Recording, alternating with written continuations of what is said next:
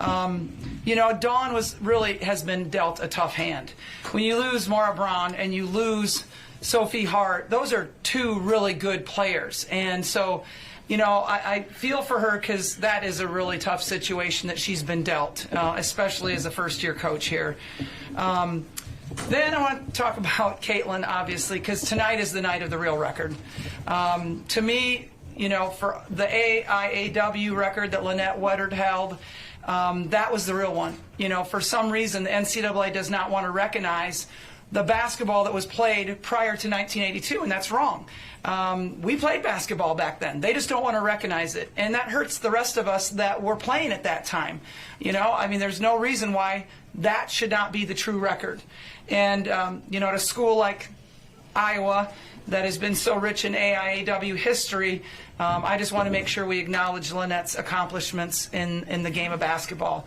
But congratulations to Caitlyn for being the true basketball leader in points tonight. She was extraordinary tonight, I believe.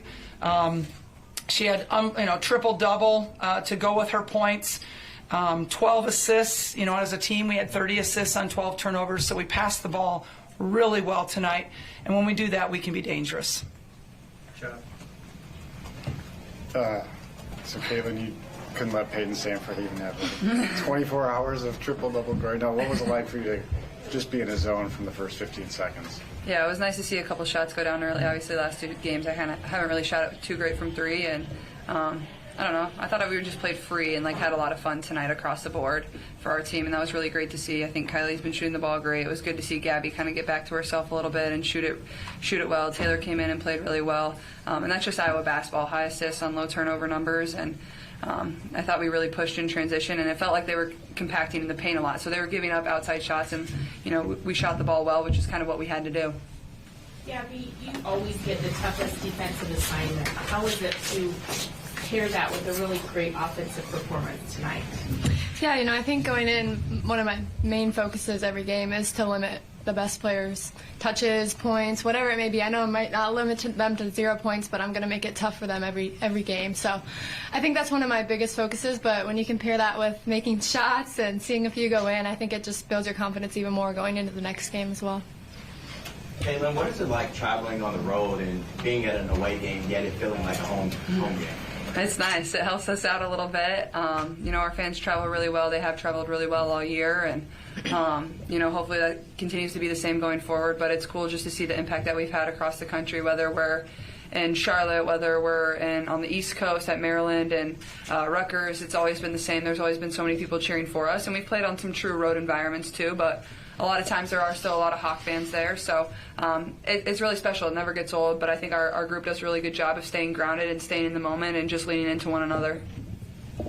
Yeah, Caitlyn, I had a chance to talk to Lynette yesterday. Mm-hmm. She said if she had a chance to talk to you, she wouldn't tell me what she would tell you because she said it would be private because she would understand because she's doing, you know, what I did. I wonder what that means to you, this particular record, because of the history that's involved. Yeah, I think it's super cool. Like Coach Bluder said, is like, you know, the NCAA didn't want to recognize women and what they did back in the 1980s. And, you know, I think it just speaks to the foundation that these players have laid for us to have opportunities to be able to play in environments like this, in front of crowds like this. So I wouldn't have the opportunity to be able to do what I'm doing every single night if it wasn't for people like her. And obviously there's so many great players across the board. So I'm just really thankful and grateful to have those people that have come before me. And yeah, it's super special. You know, obviously she's one of the best all times, could certainly score the ball. But I think it just shows, you know, Title IX is not that long ago. 50 years is not that long ago. And I think it just still shows the room that we have to improve, and where women's sports is going is a really great place. Okay, a couple other records that you broke tonight. Big Ten career three-pointers and single-season NCAA three-pointers passed tonight as well. Is either just your initial thoughts, or is that the part of your game that you maybe enjoy the most? I mean, you seem to really enjoy pulling up for those deep ones. Is that what you enjoy most of your game? That's tough, honestly. I think I take a lot of pride in being able to do a lot of different things for my team, and I thought I did that really well tonight. You know, I love passing the ball and setting my teammates up for success, and I think that more than anything is going to let us have a lot of success in March. And you know, it can't just be me all the time, and I think my teammates have been tremendous over the past two games, and we're going to need that going forward. So I'm really proud of them. I'm really happy for them because they put in a lot of time. But yeah, I mean, those are cool. Obviously, I would have never known unless you told me. But I think I take pride in every single part of my game, and I always want to be great in every single area, every single time I step on the floor. Gabby, did you feel like this type of game was coming for you, and were you kind of waiting for it to happen? And how does it feel now that you got 4 threes out of 4 or 5, right? It's like 4 or 5 threes.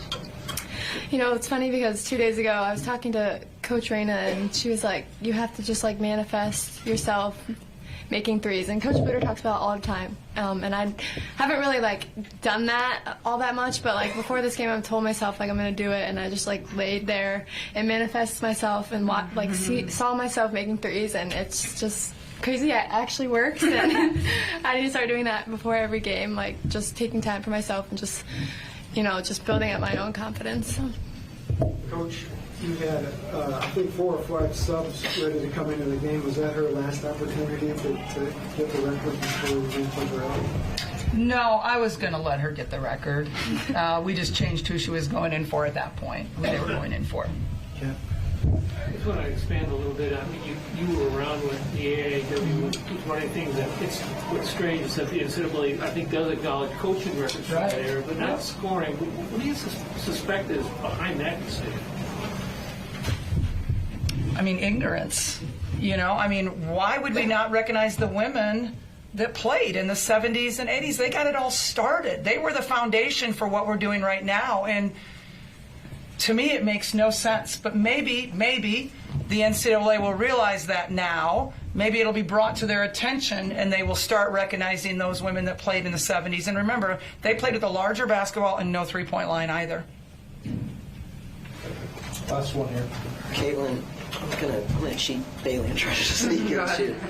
One being, you mentioned the pride in doing a lot of things. I think this is your 17th triple-double. Iowa's won every game in which you've had a triple-double, so I wonder if you could Maybe talk I about should do that every single night. If you just talk about the triple-double, and then also, obviously, Pete's record would be the next one. And you've mentioned people called you ponytail Pete before, but what are your thoughts about them as that next record comes up?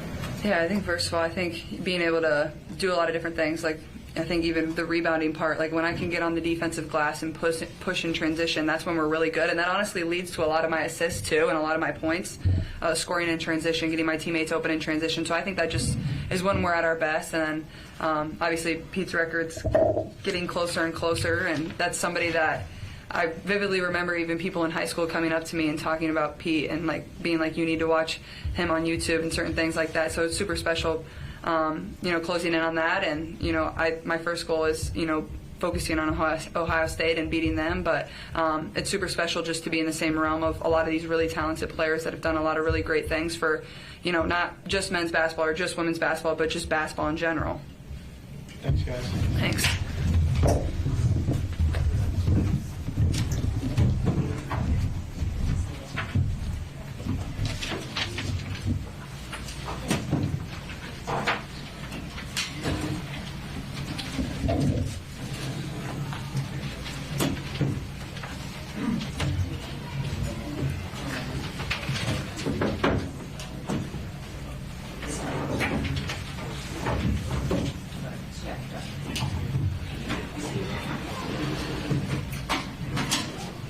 Minnesota will be up next.